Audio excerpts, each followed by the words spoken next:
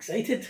Why are you excited? We've got a guest coming in today. Woohoo! That is really exciting. It's not just any guest. It's not. It's a good old fave. Good old fave. I don't think she'd like to call her old. Well, I don't mean old as in she is old, but she's been with us for a long time. She has indeed. And she was the very first podcast that we've done. But that wasn't in video land. It wasn't. No, that was just So we only thought it right, because we started doing this in video land, to bring none other than Louise from Dancing Studios in the Dance Business Lounge back to our podcasting seat so that we could get her on video. She kicked it all off for us with that first podcast. She did. Still one of our top listened to Still podcasts. one of the top listened to. No pressure, Louise, to get the numbers back up to where they need to be for your first podcast. Quite a bit of pressure, Louise. We really need this. Come on. No, but seriously though, it's great. I love having customers in the office and getting to show them the craziness of our day. Yeah, she came in midweek. It wasn't a stand-up one. No. It was the kind of middle of the week, wasn't it? It was. And it was very good fun. And I think we should just jump into it really quickly. I think we should, because she's got a lot to share and a lot of good tips and advice. So I think we jump straight into it. The one and only Louise McHenry. Take it away. Welcome back to In the Club podcast, Louise. Thank you so much for having me again. I can't believe it's been over a year since the first one.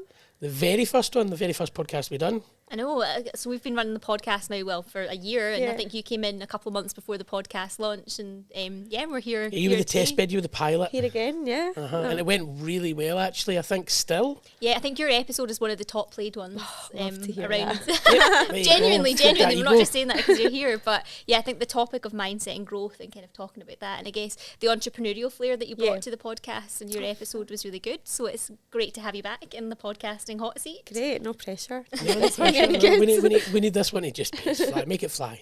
Yeah, we will. So, a lot has changed we've been up since to? then. Yeah, well, a lot has changed in the last year or so with my coaching side of the business as well, because I think when I first chatted to you guys, I was just kind of starting out. That's right.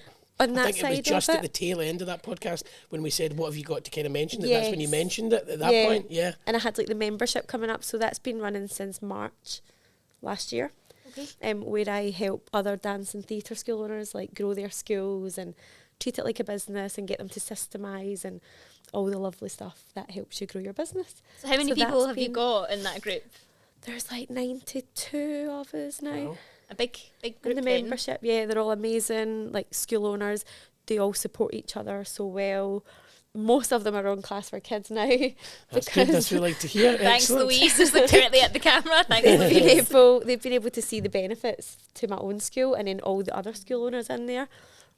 So yeah, it's a great space, so supportive. It's kind of taken away the barriers of our industry being competitive. Yeah. You know, we've got people in there. I coach people who have schools a stone's throw from mine. Yeah. And it's fine. There's space for all of us. All of our schools are successful and we're all helping each other. Yeah, you've touched on a really important point there, because a lot of dance schools can be in that competitive Yeah. space and thinking about moving on and grading and all that kind of stuff. So would you say the majority of people in that group then are in the non-competitive space like yourself? Well, a lot of them are in the competitive space with their school where Right. their dancers will compete and stuff. But in terms of helping and supporting each other, there's no competition there. I which love I think that. is It's so nice. refreshing, because It would be good to I would hear that imagine. elsewhere, do you know, when we're coming Yeah. across all the different activity types. We don't often hear it. But No, I don't think it's common, because people just think, there's people maybe in the membership now that would be like, oh, I wanted to ask you how you guys did that at your school, but they didn't want to reach out for fear that we would be like, no, we're withholding the information. Are you giving the wrong information, sending the wrong path? Just thinking that we That's what I would would not, it's I don't know, it's just one of these things. I don't know if it's in every industry, but certainly in the dance and theatre school industry, it's almost like, I've got my school, you've got yours, and we'll just compete against each other and we won't be friends. And whereas I feel like having that group, it's so supportive and they're all encouraging each other to do well. Nobody's thinking, oh, if her school's doing well, then mine's is not going to. It's just a nice There's environment. room for all, and just everybody giving each other a leg up. It's a good environment and everyone's school is growing. Yeah. So that it just shows It's that there working, is, basically, yeah. there's space for it. Because I That's remember great. when I started the membership, some people would say to me, are you not worried that if you're giving away all this information and hints and tips that other people will just take over your school? But it didn't bother me, because if anything, it just forces me to improve our school as well. It's also about knowing the value that you provide and how that transpires into the sort of other the academy owners and school owners. So like I think what you've done is brought down barriers in a way and created a network, and I guess word of mouth is going to be a huge tool for, you know, building your group up and others hearing about it and wanting to join it and hearing about the success and growth of all these other dance schools. So. And it's not just down to me, it's down to everyone in that community. Yeah. Like, you know, I provide the training and I provide the space for it all to happen, but the fact that they're all so supportive of each other really helps. Well, I see in the group, like, somebody will ask a question like, this happened, or I'm thinking about doing this, and the number of comments and people getting back to them, it's just nice, like, because you don't get that every day, do you? People willing to help you out in the same space you're competing in. So. And knowing that you're not alone. Yes. You know, if they've got any problems or issues. Well, everybody's experienced it at some point, so like, whatever issues are put there, somebody's came across that at some point before. Which helps massively, because, you know, when you're in a business, and it's quite a lonely business if you're maybe teaching everything yourself at the beginning and stuff, and I think you just think, am I doing something wrong? Like, why is this happening to me? Why am I getting all these problems and issues occurring? But reality is other people are facing similar. You just don't talk about it often. So it's nice to have that space to talk. We spoke about it a little bit before we started the podcast there, but the winner of our competition, Level Up, Lauren. Yes, love her. She literally loves you. She does. No, she genuinely does. She genuinely does. Like, you're definitely one of the things from that competition that we were put in front of her that's really lifted her confidence. And I think in being in that group is like, she was on her own. She was kind of, I feel that she was kind of sat on her own, thinking that she had to face the world on her own in that way. And I think that through this, it's really opened everything up to her. Totally, and that's the thing. It's because you've got other people around you, and it's inspiring as well. Like when Lauren shared her story of her recent growth in her school, it inspires other people to, like, they congratulate her and they say well done, but it gives them that inspiration to think, wow, if Lauren can do it, then I can do it. Yeah. You know, it just makes it seem like more normal and more achievable. She kind of for each school put it something like, from she's now feels like a business person. Yeah, that was the huge sort of mindset and change in her mindset for herself was, I don't feel like now it's just a hobby, like I am actually a business owner and I know my worth. So I think once that switch happens in your heads, there's just, you know, the opportunities are unlimited there. Completely. And it's maybe, I don't know if it's similar for you guys across all of your club activity providers, because I know that you have like football academies and gymnast and everything. I don't know if it's a similar thing across all activity providers where you feel like it's not a real business. I think there's an element of that when we speak to clubs, maybe particularly like our business coaches and things like that. They will hear that coming across. More so in the kind of football space. I think so. But I mean, I think what we find, it's very interesting. I've just cut you off completely. I do all the time. That's all right. You're literally a married couple. I'm very sorry. Okay. That's all right, Stephen. I'll forgive you. I'll pay for that later, believe me. But no. Just as I'm in the middle. Make up. I think we see the way that all the different clubs work, and it can be quite different. I think that the most different for me is always gymnastics, because that seems to work by committee. Yeah. There seems to, you don't often, I don't think, find a gymnastics club that's just like, I've got Louise running this. Oh, okay. There's usually like a There's panel, a board and things like that are kind of supporting it. So, but I think football maybe a bit more. And now I'll let you finish what you were going to say now. Oh no, I can't remember. No, I think there's an element of that across all activity types where people don't feel like they're a business owner and they're just running these classes. And for some of them, it might be a part-time thing. So they've got a job during the day and then they've got this other thing that they're doing in the evening, whether that's coaching sessions at football or whether it's running a dance class. So I think for them, the mindset shift comes when they decide, no, I'm going to put everything and all into this. Yep. And then they've got to think like a business owner because they don't have the opportunity not to, because if they don't, things will flop. Exactly. I think in the football space, like Stephen was saying, there can be an element of that. But for us, in conversations we've had, they're really interested in the parent side of things and how you know, parents can find them, how they can book, how they can pay for classes. So actually what you find is they switch their mind relatively quickly compared to maybe dance and gymnastics. But so I think it's like everything. There's elements of people across that would feel like a business owner. It's interesting because I think a lot of people, certainly in our space, they don't all have their own premises. So maybe I think it's that element that sometimes makes you feel like you're not a proper business owner. Or in control fully of it, Because you're turning up at community halls and setting up in different spaces. It makes it feel not real in a way. Whereas when you bring in things like a system and bring in a team and start delegating and stuff, you can see it for the business that it is, as well as providing like an amazing service obviously for your families, you know. I think that's one of the hardest things we hear people sort of chatting about is delegating. Yeah. They can't let it go because, you know, they've been doing this thing maybe for so long by themselves or maybe with a team, but actually fully handing that off. And that's one thing that Lauren said that she now does is fully delegates. Did she? Social media, everything like that goes to one of our coaches Phones called down Nelly. at the weekends, despite the clubs, the classes that she's got running potentially. So she's got an automated response She's on got her automated Facebook. response, and she's got the staff that she's fully Yes. confident in kind of doing that side of things. Yeah. And I mean, I know we spoke about delegating just before the podcast started, and that's something you seem to have cracked and done really well. I'm the queen of delegating now. I think I've delegated my entire job role within the studio, certainly, because I've got such an amazing team. Like, we've got a studio manager, we've got lots of people on different tasks within the studio, like admin, marketing, customer service. So I've built it up so much now that they're all so amazing at their job that I'm almost not needed. I'm like, can someone give me a job to do? See, if I go in, I'm like... You'll be back teaching classes. You know, I've delegated just so much, and I think it's something you get comfortable with. Yeah. In the beginning, when I think back to when I first That's passed over interesting. a class... Was that completely different? Yeah, I was quite anxious, you know, like taking that first Saturday off classes. I think I was out shopping and stuff, and I was just constantly on my phone, waiting on a phone call. Something had gone wrong, you know, I was always worrying. And then gradually... I knew it was going to benefit the business and I would be able to grow, because I just think it would have been impossible. Well, it would be impossible to grow to where we are now if I was like fully in it. So I knew that, and I kept that sort of vision. And I just find it so easy to delegate. Like too much. Too easy. Probably. I'm like, who can we give that task to? But it's also knowing your own strengths and stuff as well, because there's things I'm maybe not the best at. Yeah. And we've got people at the team that are much better than me. So why would I hang on to that task when I know I'm not great at it or I don't enjoy it? So you talked a little bit about growth there, Louise, and sort of saying that delegating's helped that. Would you say then that it's the team that are kind of involved in the growth? Are you sitting back and strategizing and looking at the business from a different way? What's happening in that space? Yeah, so in the background, I mean, I'm not totally dormant from my business. I'm very much still involved in it, and I still care about it, and I'm still as passionate, but just from a distance now. So I'll work closely with our studio manager.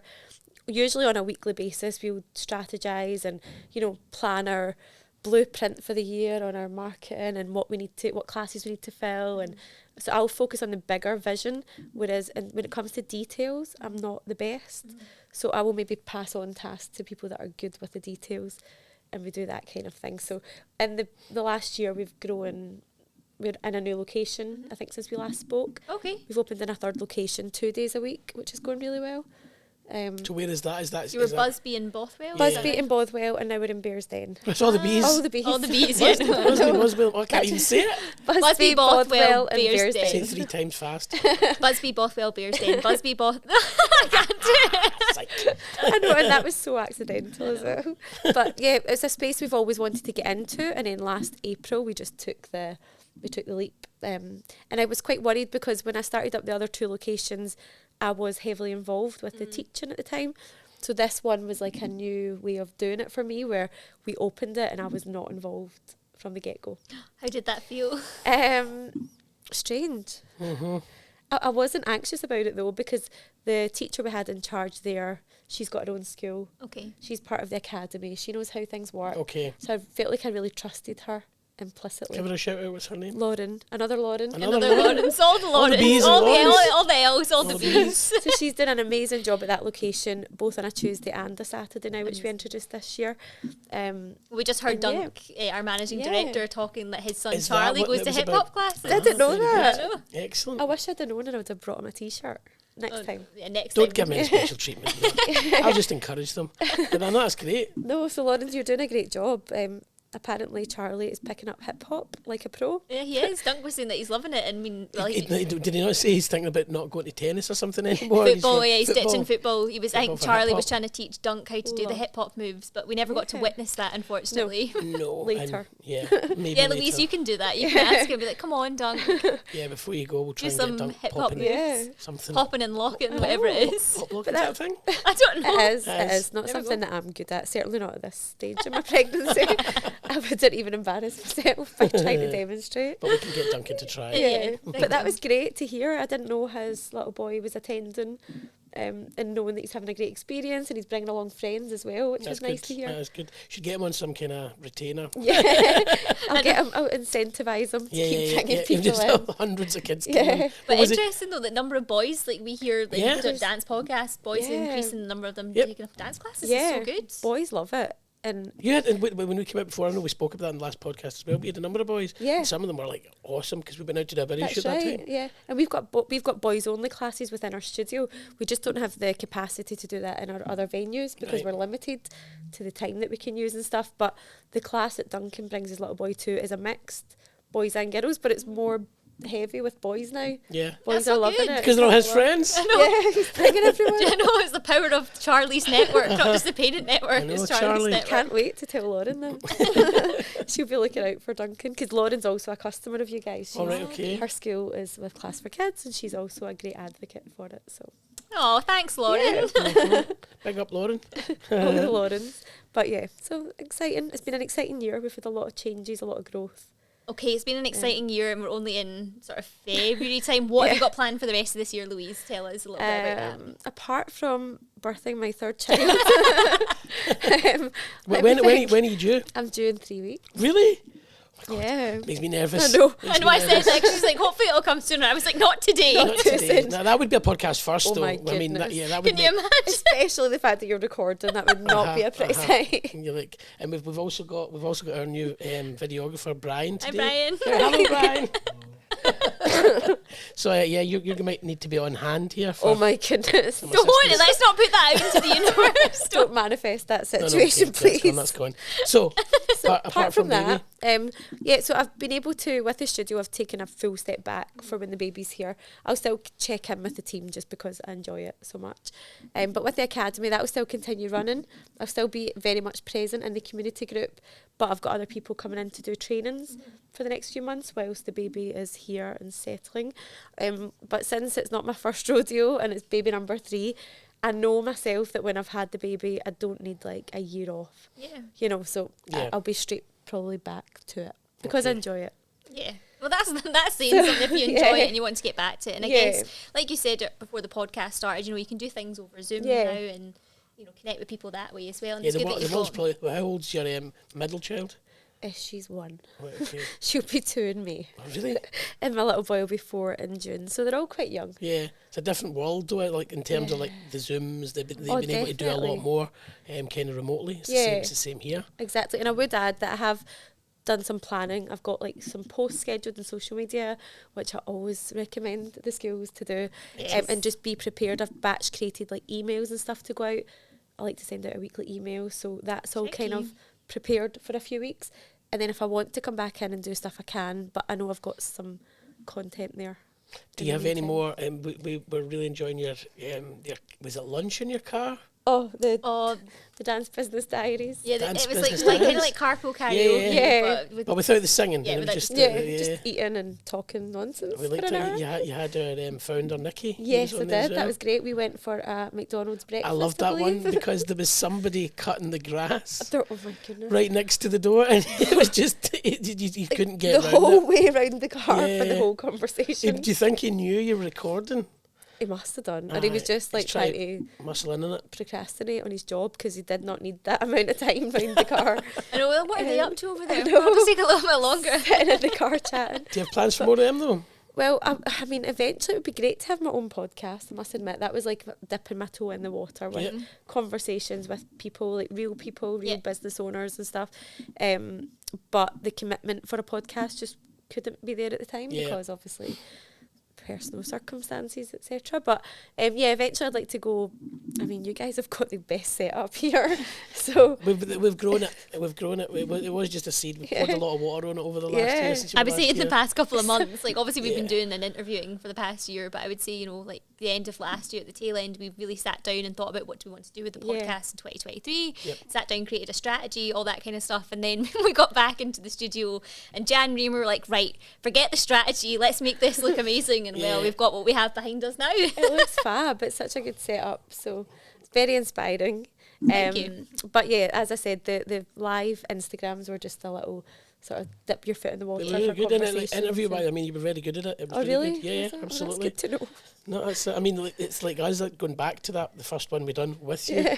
If we listen to that now, I think we're a lot more stunted. We're a bit more hello and yes and here we are reading. You're great, but we're a lot more kind of reading from the page. Right, okay. Whereas Just 'cause we're that's kind of- pageless. Yeah, we thought flow, like let's just have a structure Yeah. to this, and now we kind of know a structure loosely, and we just get on with it. Okay, so Louise, things are obviously doing really, really well in the mentoring space, and I guess for listeners and viewers out there now, what's your kind of top tips, maybe top 3 things that you would say to people if they're looking to push their business forward, push themselves forwards, Yeah. in that kind of space? Can we put like music on this bit, right? Or can I just kid onto the music and I can go tip 1? yeah. Okay, you ready? Do. Tip 1. Tip 1, when someone comes to me for the first time, I guess the first thing I'll speak to them about is personal development and what they're doing to like fix their mindset and, you know, understand their value and what they're providing and see themselves as a business owner. That's one of the first things that we would do, because a lot of dance school owners in particular, they just feel like they're not a real business owner. So we'll work on that side, like the mindset and knowing their worth. The second thing we would look at is systems. Funnily enough, we always just make sure everyone has got a system in place, whether that's Class for Kids or another system, because we know Are there how other much. systems? I mean, the other ones exist out there. It's not happening, does it? No, okay. You know, obviously I've got a great experience with Class for Kids, so that's all I can speak from experience.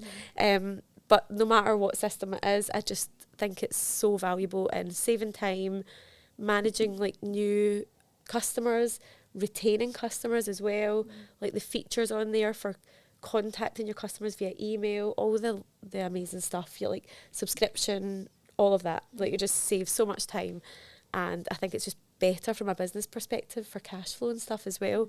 So we look at that aspect along with pricing, make sure they're pricing themselves properly and not undervaluing their service. That's good. It's not that you're looking at like, oh, you're too expensive. It's kind of more like, what was it? Know your value. Yeah. That's what that's what we took away from her. Know your value. Yeah, it's massive, because we had a business retreat last month, which you guys kindly sponsored. Thank you.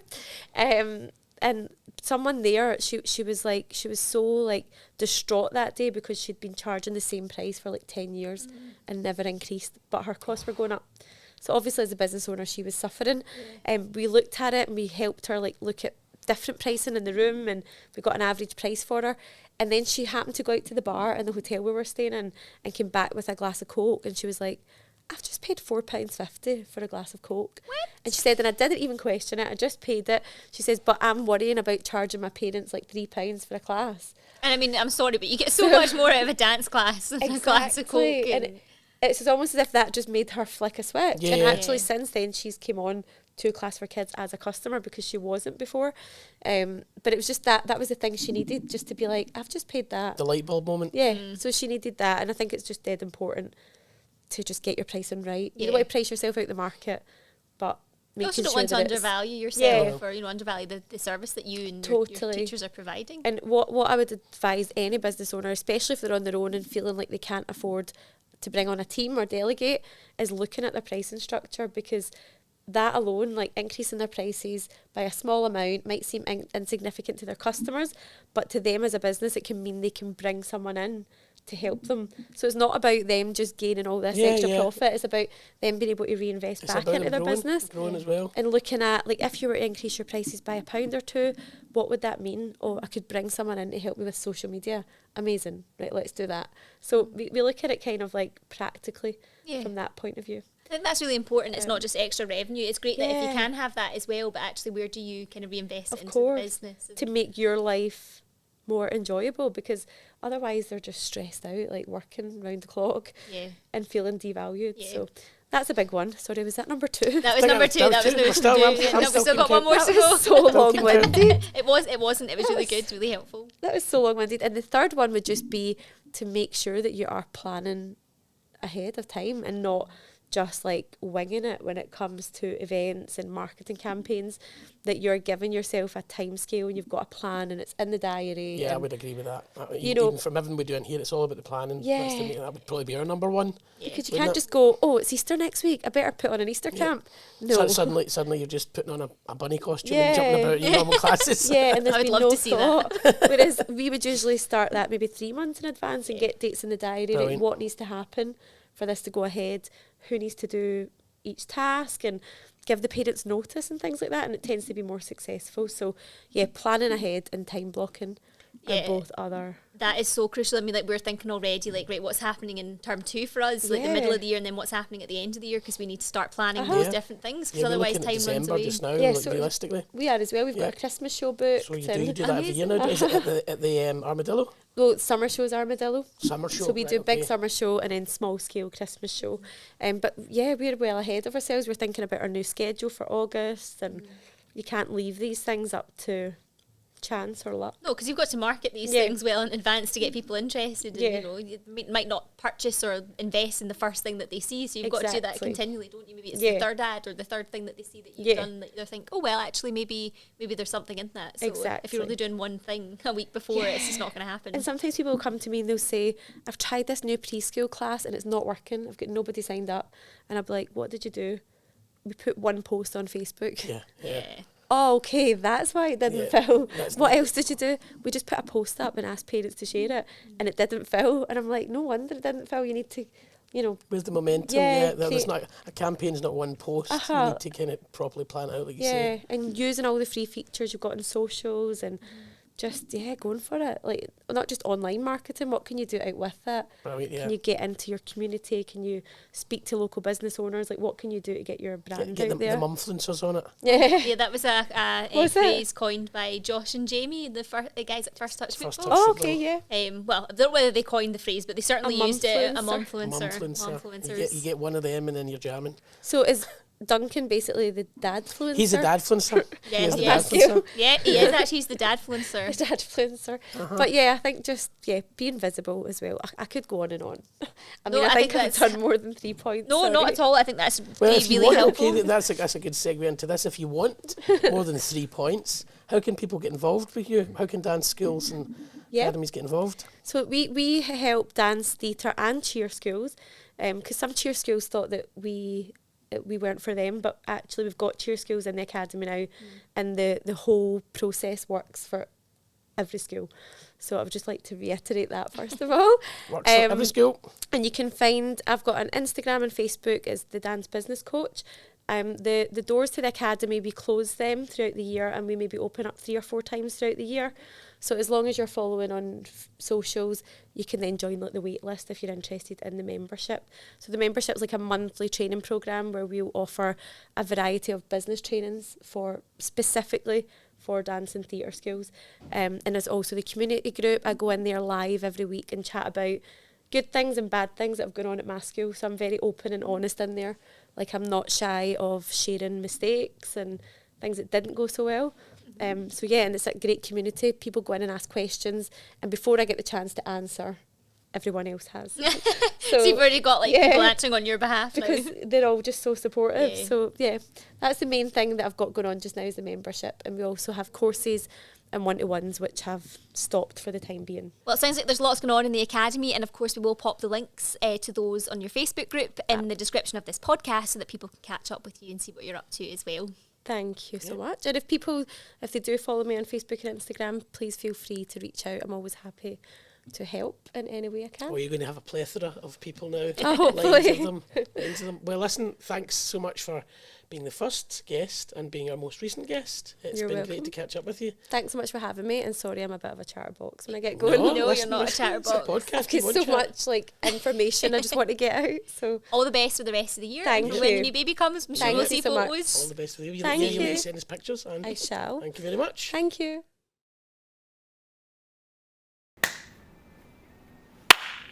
Why did you?